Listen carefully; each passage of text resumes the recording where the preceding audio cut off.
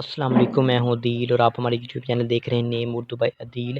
آج کی اس ویڈیو میں بات کرنے والے ہیں فارا نام کے بارے میں۔ اس نام کا معنی کیا ہوتا ہے، اس نام کی لڑکیاں کیسی ہوتی ہیں، زبان کون سی ہوتی ہے، موافق دھاتوں کے بارے میں بات کریں گے اور اس نام کے متعلق تمام تر تفصیلات پر بحث کریں گے۔ تو آپ سے ریکویسٹ کی ویڈیو لاسٹ تک ضرور دیکھیے گا۔ سب سے پہلے بات کر لیتے ہیں اس نام کے معنی کی، تو اس کے معنی ہیں خوشحال خاتون کے ہوتے ہیں۔